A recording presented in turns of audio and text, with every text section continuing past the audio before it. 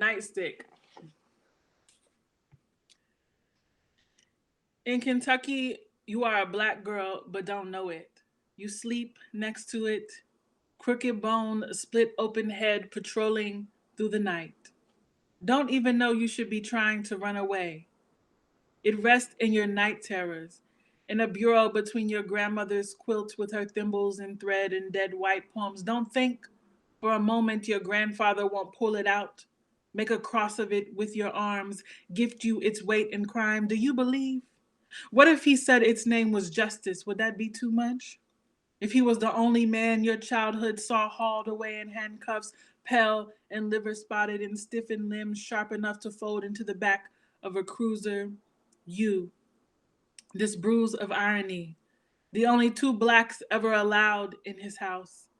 And at night, he be singing you to sleep while it sits invisible, sentry like out of sight. He be humming hymns. I come to the garden alone while the dew is still on the roses. Knowing how much blood it has seen and whose. He be holding you to himself like a secret. And every song be a prayer for your daddy's sunk in head, you breathing one for his whole face before you.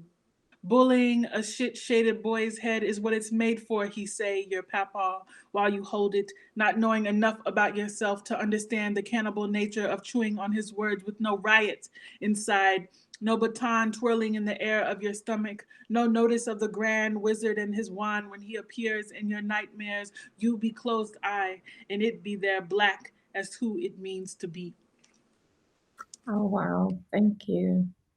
You know what? I just realized the only two blacks ever allowed in this house. I now get it. When I heard it, I was like, whoa, I love that. I love that. Oh, I love poetry, but I love that you can come into a poem many times and receive many different gifts. And when I heard you reading it, I was like, ah, okay, it's something different now.